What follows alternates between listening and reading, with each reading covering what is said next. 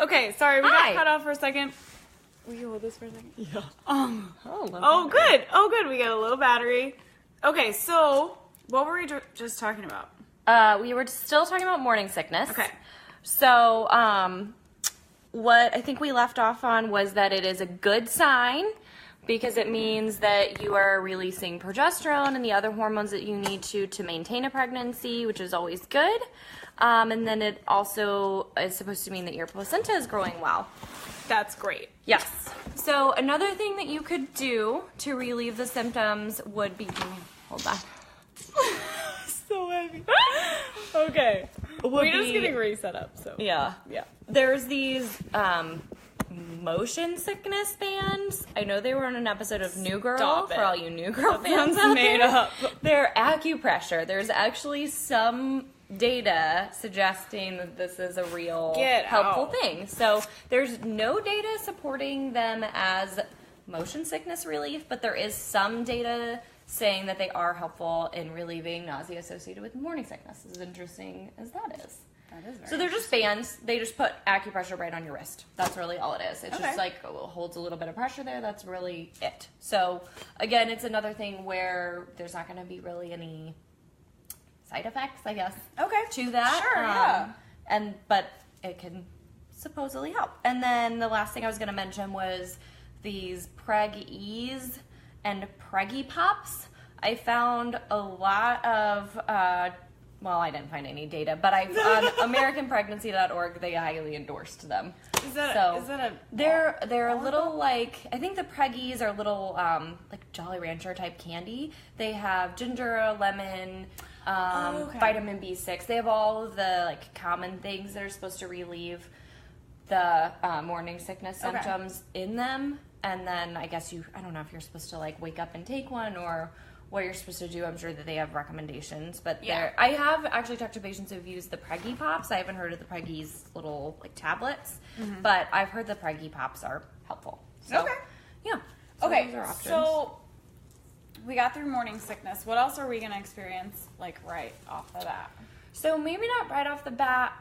Well, I guess your first appointment with your doctor, they're going to check your hemoglobin, your hematocrit, your blood levels. Yeah, so iron deficiency would be a big one. So iron deficiency anemia is really common in all women of childbearing age because, well, there's different theories, but menstruation is a theory. Obviously, it's not a problem while you're pregnant, but prior to, it's maybe been depleting your stores. I know that's kind of strange. Okay. And then just lack of intake, as well as poor dietary absorption from the common GI disorders of today. So celiac disease is probably the big one, but there's all kinds of GI disorders that affect lots of people. And so those affect the absorption of all kinds of things, iron included. Yeah. Even, when you're pregnant, it's important to like remember gut health and that kind of thing. So what's the best way to ensure that we're absorbing any iron that we're taking in? So probiotics are great for your gut. I will say that here now. Are those safe during pregnancy? They are safe during pregnancy. And then the best thing probably to help you absorb iron specifically is going to be to take it in with vitamin C. Okay. So I remember when I was in nursing school, they said take your iron tablet with your orange juice, but you can also get both of them from dietary sources. Of course, you're taking your prenatal vitamin and whatever else your doctor has prescribed for you to be taking during pregnancy. But I would say I'm sure Haley agrees, you want to try to take in your vitamins in addition to your dietary sources, or in addition to your tablets from dietary sources, because we know our body processes and absorbs those better. Yeah, probably better. Yeah. Okay, so vitamin C and iron. I think one thing that's important to remember is, we were talking about a lot of jealous question. Good to know about iron. Yeah. So anemia, I think that's an important thing to mention. Like anemia can cause you to feel sick. Yes. But the other thing that a lot of pregnant women experience is constipation, and I think iron can cause it. Yeah. So how do you deal with like all of those things at once? Yeah. So here's the thing. If you are able to take in your iron from dietary sources, like if you, obviously probably this doesn't apply to you, Jill, because I'm sure your doctor wanted you on a supplement. But if you have like a more mild anemia, or you're maybe just like kind of borderline and your doctor doesn't think you necessarily need to be taking the tablet, if you can get it from dietary sources, that's nowhere near as constipating. I don't know that there's any data showing that it is constipating to get your iron from dietary sources. So dietary sources of iron, I guess I should say, would be your meats and poultry.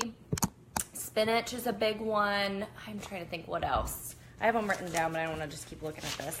So, and then if you take your vitamin C with it, that's going to increase your absorption. So vitamin C, you can get broccoli, actually has vitamin C and iron in it. And then tomatoes have vitamin C, red peppers have vitamin C, and there's other stuff.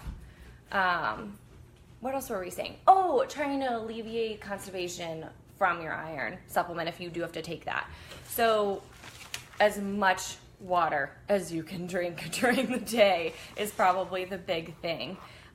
So we need like 8 ounces of water, 8-ounce glasses of water when we're not pregnant. You need even more than that when you are pregnant. They say 10 to 12 8-ounce glasses. What did you say, Jill? Is the green basically better? Okay, perfect. You know what? Does it have caffeine in it, Haley? Yeah. How much? Do you know? It's like a 30 milligram, like it's about a third of a cup of coffee.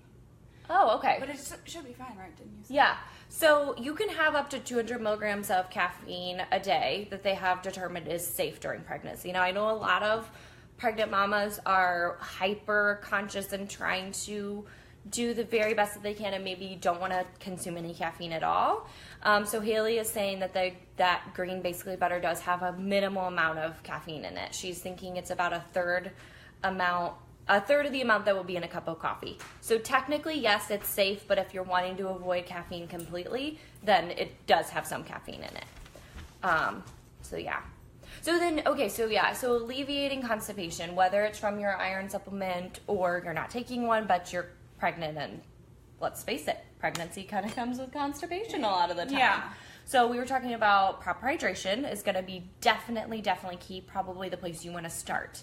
After that, I would say fiber. It's important for all of us, but if you're pregnant and you're suffering from constipation, it's going to be a big aid to you. Well, I would say one thing that I always tell people: when you're upping your fiber intake, you have to increase your water intake.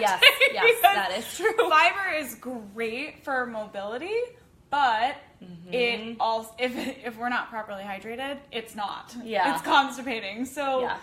It needs the water because what it does is that it kind of like tumbleweeds through your intestines. I'm sorry, this is getting kind of graphic. But it draws water into your intestines and it keeps things moving. But if there's no water to draw in, then it's not going to be able to do its job properly. Right. So, what else? Constipation, prune juice. We've all heard that one. It's an oldie but a goodie. It definitely is beneficial. You can also just consume prunes. They are really helpful on their own. And then beans. We love them. They get mentioned on this Facebook Live like every single time. They're a superfood. They are also full of iron. They're full of vitamin B6, I do believe. That could be wrong. Yep. But they have most of the B vitamins, which are really key during pregnancy in general. And then, they're great for helping move things along in the old gut because they've got that fiber in them. What else? Oh, exercise. Yeah. So exercises can be kind of a somewhat touchy subject when you're pregnant. A lot of times you don't necessarily feel like it. It does not have to be running a marathon. So in fact, that probably isn't recommended unless you were a huge marathon runner before and you talk to your doctor and they say it's okay. I did have a patient once who was a huge marathon runner and she wore this big, like, brace belt in her 3rd trimester because she really wanted to participate in this. I don't remember if it was, I think it was a marathon, yeah. Maybe a half marathon or something like that, but anyways. So that, again, is going to be something you're going to consult with your doctor about, and what can you do to make it safe, if anything. But the exercise I'm talking about is walking 30 minutes, 30 minutes a couple times a week. Swimming is a really big one. You hear that again and again. We're all supposed to be swimming. And that's just great for your joints and like everything else. And then I would think like yoga. Yes. Yeah.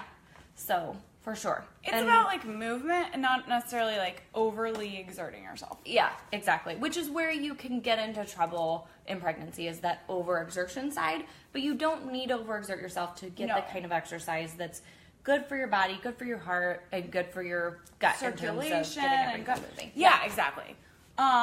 Okay, so when we're pregnant, what are like some other issues that we're going to run into that we might not think of? Like, morning sickness is kind of obvious. Okay. But like, gestational diabetes, those kinds of things, we can run into a lot of issues with our hormones and... Yeah. So, basically, if you are starting your pregnancy at a normal weight, you want to gain between 25 and 30 pounds. If you are overweight, it's going to be less. If you're underweight, it's going to be a little bit more. So it kind of depends on where you're at in that spectrum. If you're looking for a good resource to tell you, maybe what your starting weight is in terms of BMI, and then what your weight gain should be, and then what your caloric breakdown should be per trimester, because it's going to be different. Your first trimester, typically you're going to stay about the same amount of calories that you're taking in right now to maintain your weight. And then second and third, it is going to typically increase. So again, it depends on where you're at to start with. But myplate.gov, I think it is. It's a resource created by the USDA. They have a BMI calculator. They have a pregnancy weight gain calculator. And then based on that data, it will break down your caloric intake per trimester. Really great resource if you're looking for concrete numbers specified to you. And that's easy. You like enter it like calculates all for you. Yeah. So if you gain too much weight during your pregnancy, which again, we're all doing the best that we can, and it's easy to do. And keep in mind, a lot of that's going to be fluid. So don't be hard on yourself. A lot of patients are really worried, like, I gained a few more pounds than I was supposed to. Like, don't worry about it. It's their guidelines, not rigid numbers. Everybody's different. We're all doing the best we can. And if you end up with like hypertension, high blood pressure at the end of your pregnancy, you probably have fluid weight. Yeah. That's not counted in the number that we're talking about. So anyways, if you do, before that point, gain too much weight, which happens, the things that you're put at risk for are going to be gestational diabetes, and then the high blood pressure we talked about, or preeclampsia. That's kind of a bundle of issues that happens in the second half of your pregnancy. It starts with high blood pressure, and it can progress to preeclampsia, if you've heard of that, which is a disease basically relating to high blood pressure. And then you just end up with a big baby. And then you maybe have to have a C-section because it is not going to fit from down below. So those are the big things you'd be looking at in terms of too much weight gain. Okay, so let's talk about eating for two. Do we need to do that? So no. So again, I would go to that resource to find out exactly, the myplate.gov, to find out exactly how much you maybe should or shouldn't be taking in. But yeah, eating for two is an old myth. It's been well debunked in the medical community for many years. You're really not eating for two. I think on average, you're supposed to be taking in about 300 extra calories in your second and third trimester. That's on average. So, go and calculate. I would really encourage that. But so about 300 extra calories. It's not that much. You end up gaining a lot of the weight during your pregnancy because your body automatically releases hormones that cause you to gain that weight. So if you've heard of certain birth controls causing people to gain weight, that happens because birth controls in general that women take are meant to mimic early pregnancy. So some of them, like that Depo-Provera, I think is what it's called, the shot, that has been, there's some people it's caused weight gain and others not. But the reason for that is because it's mimicking pregnancy and your body gains weight when you're pregnant. It's supposed to. So you actually build up fat stores just like your baby does in your 3rd trimester for breastfeeding. So it's that you get little like fat pads in places. That sounds nasty. I'm sorry. Nobody wants to think about themselves having fat pads. Fat pads. Next, tips and tips. Fat pads. Fat pads. Helpful for breastfeeding. Oh, we should do a breastfeeding one though. Oh, for sure. That would be super interesting. Jill, just about the time that I don't know if I should say that. Never mind. Okay, let's keep going. What else are we going to talk about? So, Jill, do you have any questions? Just pop them in there. Yeah. But what else did we discuss? Eating for 2, morning sickness. What about so a lot of women were like, you're pregnant, you're holding on to water. Yeah. Is there anything you can do to deal with some of that swelling and discomfort? So the best thing I would say for that is probably to try to decrease your sodium intake. Okay. So when we're talking about before, how you only have a minimal increase in your caloric needs, but you have an increased need for more vitamins and minerals, this is kind of related to that. So you want to do your best to avoid empty calories, as we say. So empty calories tend to be high in sodium. So we're talking about chips. Yeah, that's a big one. We Tacos. love potato chips here in the U.S. Yes. Potato chips. Bread even. French fries. Yes, bread. Cheese. Especially white bread. Cheese and bread are the top 2 contributors of My sodium favorites. in the American diet, which Yeah. is crazy because those aren't 2 things that we think about when we think about high sodium. That's true. It's just that we eat so much of them. Yeah. So those are 2 easy ones to cut back on. Yeah, that, as best you can. We probably eat a lot of. So we might not eat French fries every day. We might not eat potato chips every day. Yeah. But we probably eat cheese and bread every day. That's so, true. Candy and then bars, don't they have a lot of sodium in them? Candy bars have a Yeah. lot of sodium in them. Anything that's like frozen in the frozen food section, yes, for sure. loaded with sodium. Anything that's on the shelf because it's on the shelf, sodium is a preservative. Yeah. So anything that's shelved and packaged probably is really high in sodium, just because sodium will keep it staying on that shelf. Yeah. So those are like all good ones. And then the other thing with sodium. Sorry, I just kind of butted in. No. The other thing with It's your show. Stop it.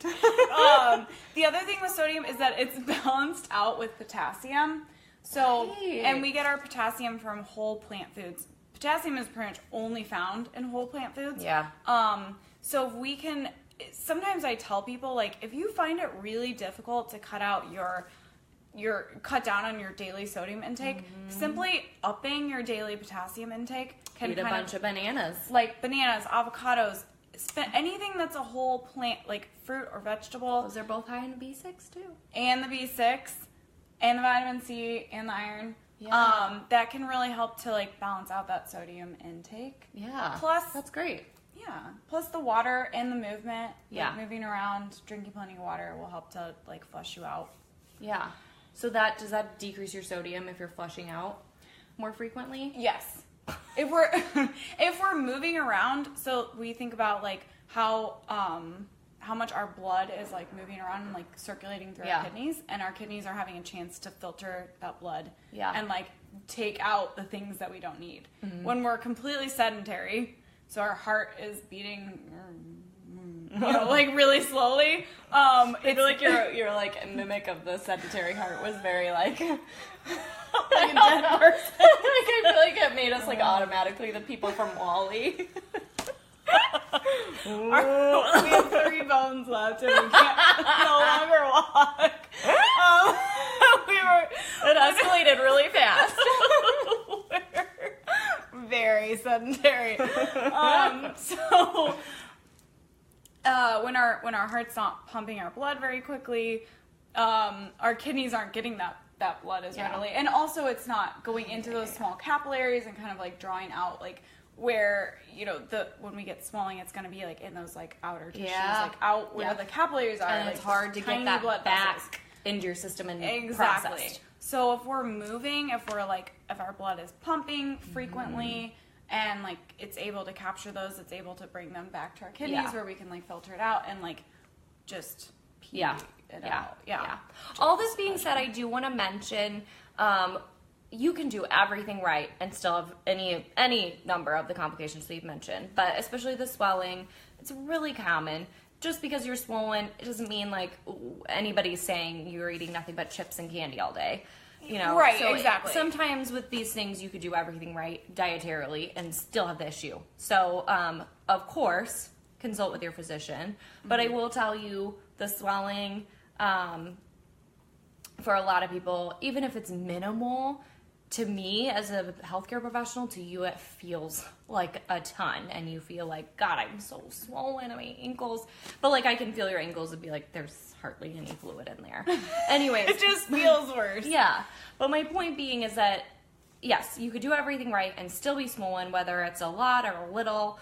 And then once you have your baby, it may not go away like that. A lot of times it will go away after the third day, typically is the worst, and then slowly from there, a lot of times what happens is that like weeks after you've had your baby, you wake up in a pool of sweat and you're like, I'm not swollen anymore. Yeah. So a lot of times it'll kind of be like an overnight thing. And then Jill asked, I'll get it. Jill asked about like sweet treats. So what are good like healthy sweet treats for pregnant women? Oh, sure. So I mean, it kind of depends, I guess, on what you like. I mean, all things in moderation. I mean, Jill, you're tiny to begin with, so I don't think gestational diabetes would necessarily be a concern for someone of your size, but I guess it could be for anybody. So I would say just moderate, all things in moderation. You know, a bowl of ice cream if you like that. That recipe Haley has for cookies is really good because it's going to have sugar, yes, and it's going to satiate that need you have for sweets and candy, but I'm talking about your recipe with the peanut butter and chocolate chips and eggs and stuff. Yeah. But it's also going to be processed a little bit slower in your gut because it's got that Fiber peanut butter and fiber fat, and protein and stuff. And it's going to have some nutritional value. It's not going to be completely empty calories. Yeah. So what other like healthy sweet treats do you think that there would be? Because really anything that's a healthy but also sweet would be a really good option for someone who's pregnant. Yeah, so I would say like black bean brownies. Oh yeah, That's another one. Yeah, love the black bean brownies. And we kind of talked about beans earlier with like the fiber. That's really helpful. Mm-hmm. And that was a recipe of the month club video last month, and I think that's up on the Facebook page right now at Ready Made Meals. Mm-hmm. So that's a good one, and that actually like tastes good. It's got coconut oil, like sugar, a little bit of peanut butter, but it tastes really good, and you don't like realize like that there's beans in it. Yeah.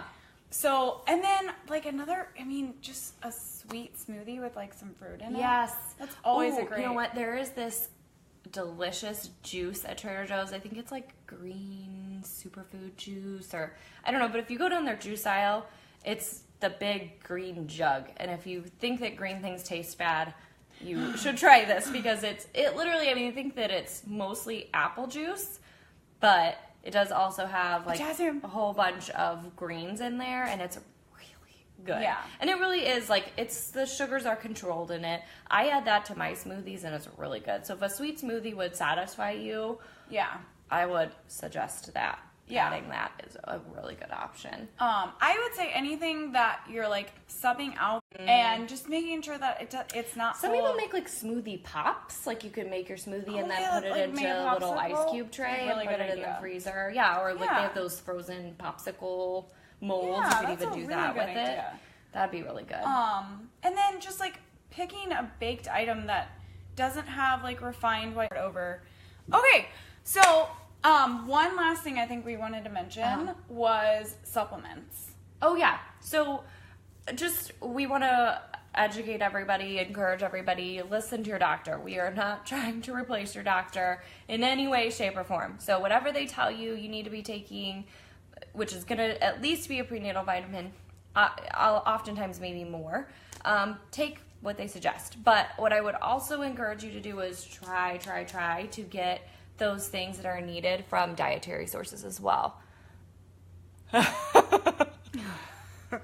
So I know, it's easy to think, like, Yeah. you just take a pill and that's going to solve everything. and then I can eat McDonald's every day. Yeah. Because I took my pill that's got all my nutrients in it. Yeah. So the thing about the pills, and we're not by any means telling you not to take the pills. No. We're just saying also, like, everything is better absorbed when we get it from our diet. Yeah. So we need to, like, Do that too. yeah, in addition, back not everything instead of. up with your diet. Yeah. It's not like I'm taking this pill and then I'm just eat like strictly pepperoni pizza. It's like take the pill and then eat like as healthy as you can on a regular basis. Yeah, for sure. To like also support that, because we're really gonna. The pills are great, and of course we have those increased vitamin and mineral needs. Yes. When we're pregnant, but Especially the big ones I would mention would be DHA, which is going to be from fish mostly. It's a long chain fatty acid. Pretty much, I think the data is like mostly, it is in eggs, but it's in small amounts. yeah, and it's so- probably mostly only in organic eggs. Yeah, the as big, opposed to that's factory probably farmed true. eggs. Yeah. The big supplier of your DHA is going to be from fish. So I'm really sorry to all you vegetarians and vegans out there. They can get it from spirulina. Oh, That's good to know. but you have to think about the mercury in that. That's a Oh, it's a ocean plant. oh, okay. So it is a good source of that DHA. The issue is we can't absorb a lot of it when it's in plants. So like we think about there are even some sources, like I think they say like chia seeds have them and flax seeds, but because of the fiber content we can't absorb it hard very to well. access. Yeah, so the fish is like the best source. You can also do a really dense source is cod liver oil. Oh, Or yeah. desiccated liver. Yeah. Those are two good ones. The desiccated liver, you can get that in a pill, where you can just swallow it and like you don't have to think about like tasting the fish oil. Yeah. But other than A that, lot of pregnant ladies say they take those omega-3 tablets and then they burp up the fish oil taste, which is terrible. But I think there are ones that have like a lemon flavor Yeah. or something to them so Yeah. that it's not so bad. yeah, it isn't so bad.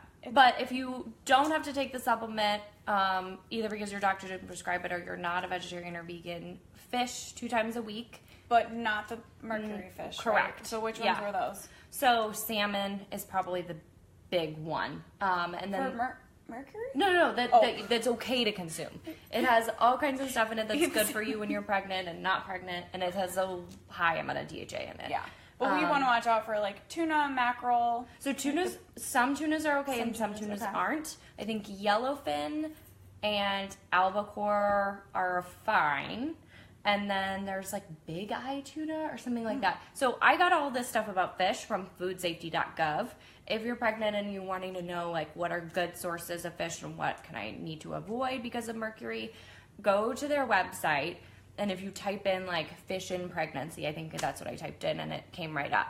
Okay. They have best sources, good sources, and avoid sources. Okay, that's so helpful. it was really very informative. Yeah. So that's what I would So recommend. like but- the smaller fishes, like sardines, anchovies, those are great. Yes. Yeah, and the salmon where they're not like raised, you can get farm raised and you can get like Yeah. a different ocean where there's not so much mercury. Yeah. poisoning. Yeah. Okay. Typically, from what I saw, salmon is by and large safe and Good. it's good Okay, for you. Cool. Yeah. And then Folic acid. folic acid. And That iron. would be yeah. Yeah. So the and folic those are acid- usually in the same type of things. Yeah. Yeah, what were you gonna say? I was gonna say, where would you suggest getting folic acid from? So the leafy greens, spinach, kale, broccoli, asparagus, those are really high in folic acid. I'm trying to think, what are the other sources? Do you have any thoughts out of the top of your head? Maybe beans? Well, I remember. Ooh, beans are good. One more thing I would suggest for the constipation, this just popped in my head, Ooh. is magnesium. Oh, yeah. Supplementing with magnesium. And this is actually great for your like hormones as well. It's really good for like stress and anxiety. Yeah. So it's a powder, you add it to like your water. Supposed to help with making restless drink. leg syndrome, which is another common discomfort of pregnancy. Yeah. Yeah. Not a So- lot of people know that, but I found did that not out from know the that. patient. she was taking a magnesium supplement that helped her a lot with it, apparently. So that's great for... It's a muscle relaxant is why that it works Yeah. for both of those things, or all of those things. Yeah, so that was one thing we talked about, mobility in our gut, so Yeah. magnesium is really helpful for that. Folic acid, of course, beans, So all it's your in greens. beans, it's in beans, all your greens. I like Beans, that. all your greens. Yes, nuts, and then it's in a lot of fortified cereals and grains in the U.S. Yeah, which we would suggest, like, probably not, don't try to get your vitamins and minerals, again, just like a supplement, don't try to get your vitamins and minerals from a fortified product, like a cereal or a nutrition bar or something like that. Try to, as much as you can, whole foods are always going to be the best option. Yep. I agree. Anything else we wanted to cover? Well, there's lots we could, but I think we're kind of... We'll just do a second round. This kind of ended up being like so much information. Yeah. I didn't really realize. So we'll definitely do round 2. Hope you guys enjoy. Yes, and cheers to you pregnant ladies out there. We're thinking of you. We're thinking of you. And thank you so much for Oh, yeah, of course. It was so much fun having you. My pleasure. Yeah. Next time we'll Thanks just for having me. do, I don't know. Talk about fat pads. Oh, we'll talk about fat pads. Really And great. maybe like lactation and Yeah. the other stuff. Awesome. What can you expect when you're like actually giving birth? Oh. Well. Hold better on. not give me any wine so I could get it. We'll do drunk history from Cecily. Oh, God. You're welcome, Jill. Thanks for Hi. being here. All right, everyone. We will see you next time, and thank you so much for being here with us. Bye. Bye.